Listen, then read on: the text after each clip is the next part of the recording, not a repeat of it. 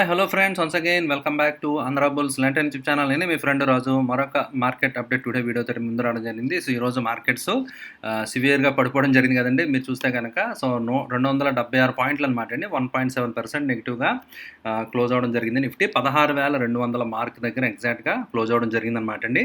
As యూజువల్గా FIIC ఈరోజు 3,970 కోట్లు సెల్లింగ్ చేయడం జరిగింది. వేరేస్ డిఐఎస్ 2,830 కోట్లు బయింగ్ కూడా మనం చూడొచ్చు అనమాట అండి. సో ఈ విధంగా ఇన్స్టిట్యూషన్స్ నెట్ టు నెట్ సెల్లింగ్లో ఉన్నాయి. సో ఎఫ్ఐఎస్ అదే మోడ్లో ఉన్నారు, మనందరికీ తెలుసు కదండి. They have been selling. ఈరోజు కూడా అదే పని చేయడం జరిగింది. సో అయితే నిన్న నేను తమిళలో చెప్పడం జరిగింది కదండి. తమిళ చూసుంటారో నిన్న టాపిక్లో కూడా నేను చెప్పడం విల్ ఇట్ హోల్డ్ అని నేను చెప్పడం జరిగింది.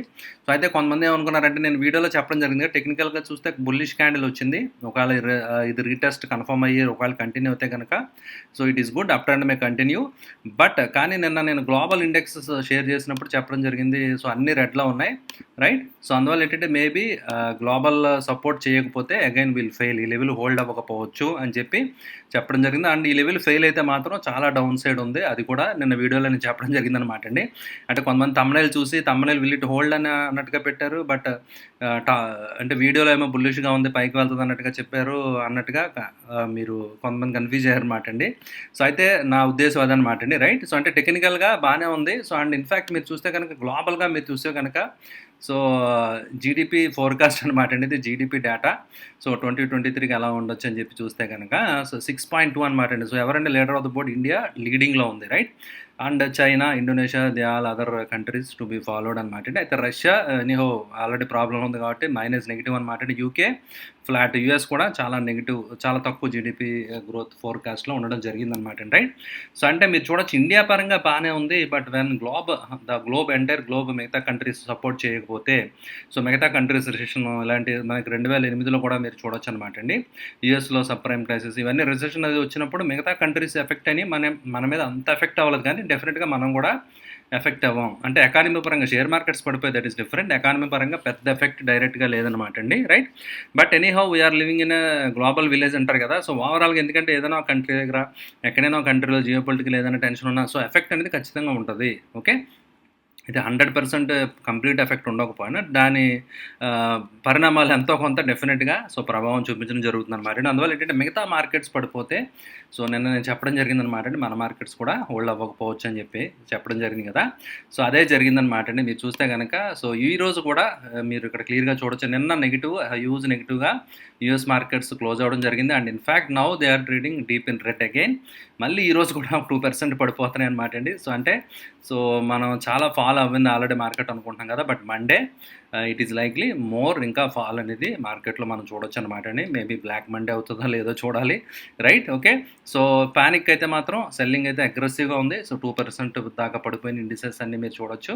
అయితే విక్స్ మాత్రం కొంచెం కూల్గానే ఉంది, విక్స్ అంత అగ్రెసివ్గా పెరగలేదు, రైట్. అంటే ఫీర్ ఉంది కానీ అంత ప్యానిక్ లేదన్నట్టుగా మనం చెప్పాలన్నమాట అండి. అండ్ అగైన్ యుఎస్ మార్కెట్స్ అవన్నీ కూడా they are coming closer to recent swing lows, support levels ఏవైతే ఉన్నాయో ఆ లెవెల్స్ దగ్గరికి వస్తున్నాయి అనమాట అండి. హోల్డ్ అయితే వెల్ అండ్ గుడ్, ఒకవేళ బ్రేక్ అయితే మాత్రం సో చాలా కరెక్షన్ అనేది కంటిన్యూ అయ్యే ఛాన్స్ ఉంది. మొత్తం ఆల్ ఎస్పెషల్లీ యూరోప్ ఇవన్నీ కూడా they are all trading in red. So అన్ని కంట్రీస్ మీరు క్లియర్గా చూడొచ్చు అనమాట అండి. సో ఇలా గ్లోబల్గా మిగతా కంట్రీస్ మిగతా ఎకానమీస్ సపోర్ట్ చేయకపోతే ఆ పెయిన్ మన మీద కూడా ఖచ్చితంగా ఉండడం జరుగుతుంది, అందులో డౌటే లేదనమాట అండి, రైట్. సో అందువల్ల ఏంటంటే సో మార్కెట్స్ ఈరోజు కూడా నిన్న ఎప్పుడైతే యూఎస్ మార్కెట్స్ పడిపోయినాయి మన మార్కెట్స్ కూడా గ్లోబల్ పీర్స్ ఫాలో అవ్వాల్సి వచ్చిందనమాట అండి. మన మార్కెట్స్ కూడా హ్యూజ్ గ్యాప్ డౌన్ అనమాట అండి. Morning itself gap down వచ్చింది, plus any bounce it is getting sold అనమాట అండి. ఏ మాత్రం చిన్న బౌన్స్ వచ్చినా ఇమీడియట్గా సెల్లింగ్ ప్రెజర్ ఎమర్జ్ అవుతుంది. So it is getting pulled అనమాట అండి. సో మీరు చూస్తే కనుక లైన్ చార్ట్ చూస్తే మీకు ఈజీగా అర్థమవుతుంది. Lower highs and lower lows తోటి క్లియర్ కట్ కంటిన్యూ డౌన్ ట్రెండ్లో ఈరోజు మార్కెట్ అనేది ఇంట్రాడే చార్ట్ అనమాట ఉండడం జరిగింది. So and going forward support మరి ఎక్కడ తీసుకోవచ్చు అంటే కనుక ఇప్పుడు 16,200 లెవెల్స్లో మనం ఉన్నాం కదా. సో ఆల్రెడీ ఈ లెవెల్ ఏదైతే ఉందో 16,400 ఈ లెవెల్ ఏదైతే ఉందో 300 ఆ రేంజ్లో ఆల్రెడీ మంచి సపోర్ట్ రీటెస్ట్ అవ్వాలన్నమాట అండి. బట్ ఇది ఫెయిల్ అయిపోయింది. రైట్? ఆ లెవెల్ బ్రేక్ అయిపోయింది కదండీ. సో నెక్స్ట్ సపోర్ట్ స్వింగ్‌లో ఒక మంచి స్వింగ్‌లో వచ్చి 16,000 అనమాట అండి. Which is also psychological round figure also. 16,000 should act as support. Otherwise ఒకవేళ అది ఫెయిల్ అయితే 15,800 దాకా కూడా సో నిఫ్టీలో మనం ఫాల్ అనేది చూసే ఛాన్సెస్ అయితే యాజ్ ఆఫ్ నౌ కనిపిస్తున్నాయి అనమాట అండి. అండ్ మేజర్ సపోర్ట్ 16,000 హోల్డ్ అవ్వాలి. Let us hope. ఎందుకంటే మీరు ఇలా తీసుకుంటే కూడా సో మార్కెట్ ట్రెండింగ్‌గానే ఉంది. రైట్? ఈ లో రెస్పెక్టే బౌన్స్ అయితే ఇట్ ఈస్ గుడ్. యాక్చువల్గా ఈ లెవెల్ నుంచి బౌన్స్ అయితే దట్ ఈస్ హయ్యర్ లోస్ తోటి ట్రెండింగ్ ఉందని చెప్పి మనం అనుకోవచ్చు అనమాట. But due to week global sentiment so ఈరోజు మనం ఆ లెవెల్ బ్రేక్ అయిపోవడం జరిగిందనమాట అండి. సో 16,400 లెవెల్ అయితే బ్రేక్ అయిపోయి 16,200 దగ్గర మనం క్లోజ్ అయ్యాం. అండ్ నౌ ఆల్రెడీ ఆ లెవెల్ బ్రేక్ అయింది కాబట్టి so another 300-400 points maybe down side it is likely అనమాట అండి. సో నిఫ్టీలో ఛాన్సెస్ ఉన్నాయి. Right? And coming to bank Nifty కూడా సేమ్ అండి. నేను ఇది కూడా చెప్పడం జరిగింది.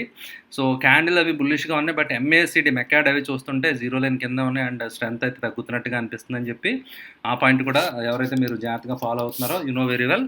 నేను అది కూడా మనం డిస్కస్ చేయడం జరిగింది. అయితే అంత స్ట్రెంత్ కనిపించట్లేదు. రైట్? అని చెప్పి మనం అనుకోవడం జరిగింది కదా. Right?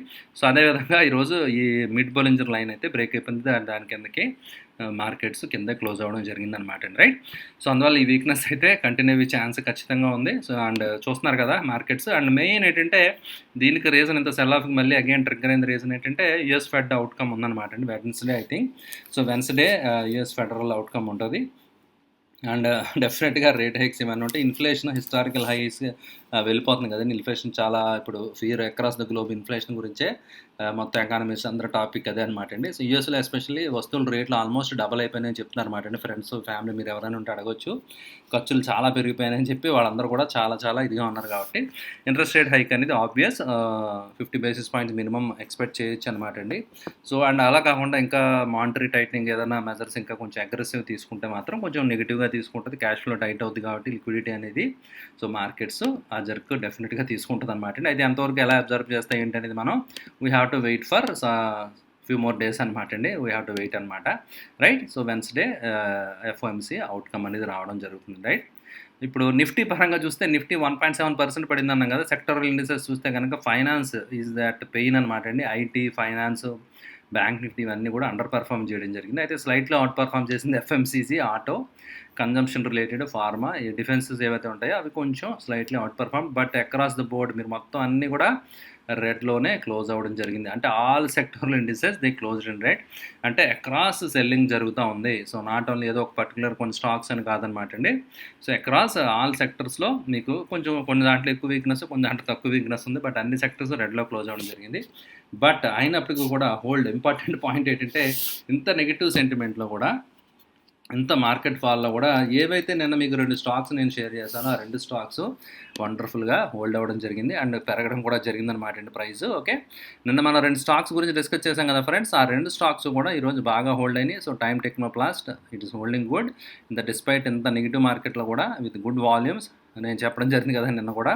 So somebody is accumulating అన్నట్టుగా అనిపిస్తుంది. సో ఎందుకంటే it is making new 52 week highs when the market is falling like anything. ఇంత నెగిటివ్గా మోర్ దాన్ 1.5% అలా ఇండిసెస్ పడిపోతున్నప్పటికీ కూడా ఈ కౌంటర్స్లో ఈ స్టాక్స్లో మీరు చూడొచ్చు అనమాట అండి. సో క్లియర్ కట్ స్ట్రెంత్ అనేది మనకు అనిపిస్తుంది. So that is the beauty అనమాట అండి. సో అందువల్ల దాన్ని ఏం చెప్తారంటే somewhere in the market always there is a bull market అని చెప్తారన్నమాట. అంటే మార్కెట్ బేర్ మార్కెట్లో మనం చూసేది ఇదంతా కూడా బయట కనిపిస్తూ ఉంటుంది. బట్ ఎక్కడో దగ్గర ఏదో ఒక స్టాక్ మాత్రం it use to perform, it use to out perform. Right? So ఖచ్చితంగా అనమాట అండి. ఒకవేళ ఎవరైనా జయకుమార్ ఇన్ఫ్రా తీసుకుంటే ఆల్మోస్ట్ టార్గెట్ 320 అలా అరౌండ్ చెప్పడం జరిగింది కదా నేను. సో ఈరోజు ఇంట్రాడేలోనే మీరు తీసుకుంటే కనుక 280 రెండులో తీసుకుంటే కనుక ఇట్ వెంట్ అప్ టు 305 ఆ రేంజ్ అనమాట అండి. సో విత్ ఇన్ ఇంట్రాడేలోనే 25-30 రూపీస్ ప్రాఫిట్ అనేది రావడం జరిగింది.